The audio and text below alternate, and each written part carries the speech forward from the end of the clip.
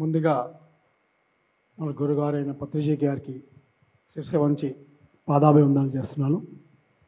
అలాగే ఇక్కడ ఉన్న మాస్టర్స్ అందరికీ ఆత్మ ప్రణామాలు.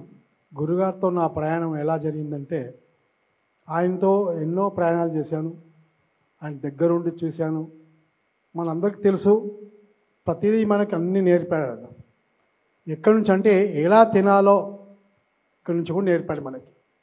ఆయనకు మనం ఏమి ఇచ్చినా తక్కువనే. మరి ఎప్పుడు నేను గురువు అని చెప్పుకోలే ఆయన.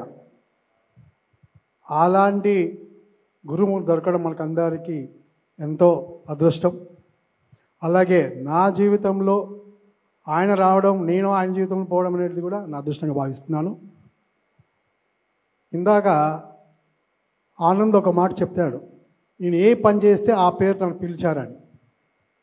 అది ఆయనకు వచ్చిన అవకాశాలు, దాన్ని సరిగా సద్వినియోగం చేసుకున్నారు. అలాగే మా భాగ్యం ట్రస్ట్లో కూడా ఒక్కొక్కరు ఒక్కొక్క విధంగా వాళ్ళ పనులు సక్రమంగా నిర్వహిస్తున్నారు. పత్రికారు మాకు అది గుర్తించే 2017లో భాగ్యనగర్ ఒక ట్రస్ట్ ఫామ్ చేసి, చేయాలి మీరు ఇంక నుంచి ముందు ఏది చేసినా ఈ భాగ్యనగర్ నుంచే మీరు చేయాలి అని మాకు చెప్పడం జరిగింది. అదేవిధంగా మేము చేస్తూ వస్తున్నాం ఆయన దయ వల్ల, ఆయన కృప వల్ల. ఇంకొకటి విషయం ఏంటంటే, మా ఈ టీంలో ఉన్నది ఏంటంటే గొప్ప విషయం ఏంటంటే, మేము ఎవరిని ఎప్పుడు ఏది ఆశించం. మా దగ్గర ఎంత ఉందో దాన్నే కంట్రిబ్యూషన్ చేసుకొని ప్రతి కార్యం చేస్తూ ఉంటాం. దానికి గురువుగారు అనుకోండి, వెంకటేశ్వర స్వామి అనుకోండి, మాకు అది కలిగిస్తూ ఉంటారు, మా శక్తిని ఇస్తూ ఉంటారు. దానివల్ల మేము ముందుకు ప్రతి కార్యక్రమం చేస్తూ ఉన్నాం.